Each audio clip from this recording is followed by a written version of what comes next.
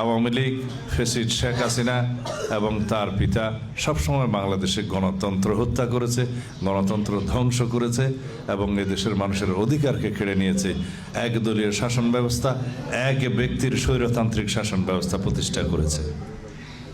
তিনি তত্ত্বাবধায়ক সরকার ব্যবস্থা, এই ফ্যাসিস্ট শেখ হাসিনা বাংলাদেশের সংবিধান থেকে বিলুপ্ত করে দীর্ঘ 15-16 বছর এই দেশে একনায়কতান্ত্রিক শাসন ব্যবস্থা চালু করেছিলেন।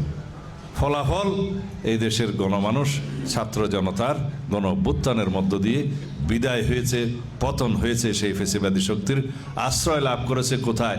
তার নিজের স্থানে, দিল্লিতে। এরা ভারতীয় দল, এরা ভারতের সেবাদাস সরকার ছিল। এরা কখনো বাংলাদেশকে স্বাধীন সত্তা হিসেবে স্বীকৃতি দেয় নাই। মুখে গণতন্ত্রের কথা বললেও তারা এদেশের মানুষের গণতান্ত্রিক অধিকার হরণ করেছে, রাজনৈতিক অধিকার হরণ করেছে, এদেশের ধর্মপ্রাণ মুসলমানদের মনে আঘাত দিয়েছে, আলেম সমাজের উপরে নির্যাতন করেছে। এরা ইসলাম বিদ্বেষী সরকার ছিল। এই ফেসিবাদী আওয়ামী লীগ আলেম বিদ্বেষী সরকার ছিল এবং ইসলাম বিদ্বেষী সরকার ছিল। তারা এদেশের আলেম সমাজের উপরে অসীম নির্যাতন চালিয়েছে। তারা গণহত্যা করেছে শাপলা চত্বরে। এদেশের নিরীহ মাদ্রাসা শিক্ষার্থীদেরকে তারা হত্যা করেছে রাতের অন্ধকারে। আলেম সমাজকে হত্যা করেছে, আলেমদেরকে কারাগারে নিক্ষেপ করেছে।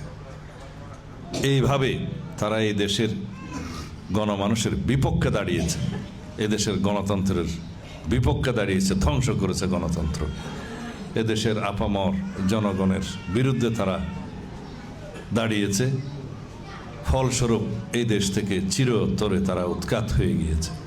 সুতরাং আমরা আগামীর বাংলাদেশ কীরকম বাংলাদেশ চাই, জনগণ ইতিমধ্যেই আমাদেরকে বলে দিয়েছে যে আমরা গণতান্ত্রিক শক্তিশালী বাংলাদেশ চাই, আমরা বৈষম্যহীন বাংলাদেশ চাই, আমরা এমন বাংলাদেশ চাই যেখানে আইনের শাসন চালু থাকবে, সুবিচার থাকবে, সামাজিক ন্যায় বিচার প্রতিষ্ঠা হবে।